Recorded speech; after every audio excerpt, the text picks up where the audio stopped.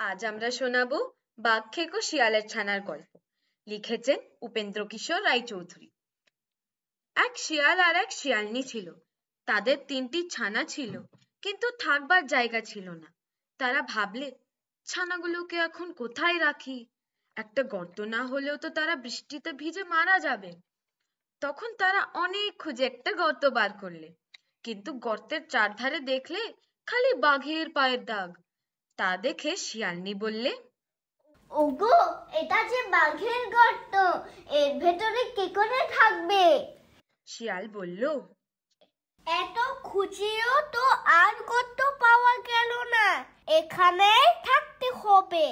শিয়ালনি বললে, বাঘ যদি আসে তখন কি হবে? শিয়াল বললে, তখন তুমি খুব করে ছানাগুলির গায়ে চিমটি কাটবে, তাতে তারা চেঁচাবে, আর আমি জিজ্ঞেস করব ওরা কাটছে কেন। তখন তুমি বলবে ওরা বাঘ খেতে চায়। তা শুনে শিয়ালনি বললে, বুঝেছি, আচ্ছা বেশ। বলে সে খুব খুশি হয়ে গর্তের ভিতরে ঢুকলো। তখন থেকে তারা সেই গর্তের ভিতরেই থাকে। এমনি করে দিন কতক যায়। শেষে একদিন তারা দেখলে যে ওই বাঘ আসছে। অমনি শিয়ালনি তার ছানাগুলোকে ধরে খুব চিমটি কাটতে লাগলো। তখন ছানাগুলি যা চেঁচালো তা কি বলবো। শিয়াল তখন খুব মোটা আর বিশ্রী গলার সুর করে জিজ্ঞেস করলে, ওরা কাটছে কেন? শিয়ালনি তেমনি বিশ্রী সুরে বললে, ওরা বাঘ খেতে চায় তাই কাটছে। বাঘ তার গর্তের দিকে আসছিল। এর মধ্যে ওরা বাঘ খেতে চায় শুনে সে থমকে দাঁড়ালো। সে ভাবলে, বাবা, আমার গর্তের ভিতরে না জানি ওগুলো কি ঢুকে রয়েছে।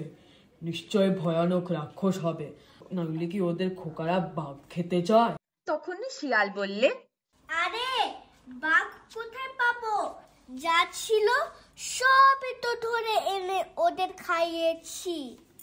তাতে শিয়ালনি বললে, তাই বললে কি হবে? যেমন করে পারা একটা ধরে আনো, নইলে খোকারা থামছে না। বলে সে ছানাগুলোকে আরো বেশি করে চিমটি কাটতে লাগলো।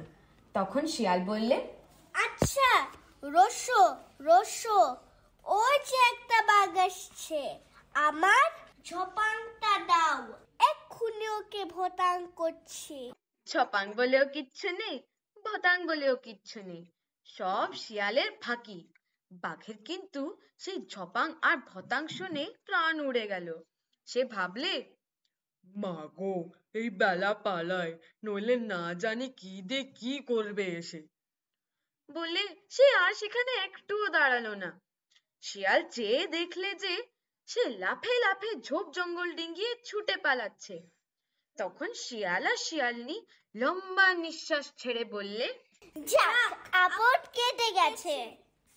বাঘ তখনও এমনি ছুটছে যে তেমন আর সে কখনো ছোটেনি।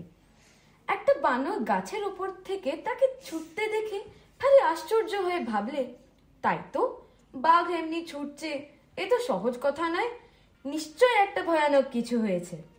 এই ভেবে সে বাঘকে ডেকে জিজ্ঞেস করলে, বাঘ ভাই, কি হয়েছে? তুমি যে অমন করে ছুটে পালাচ্ছ?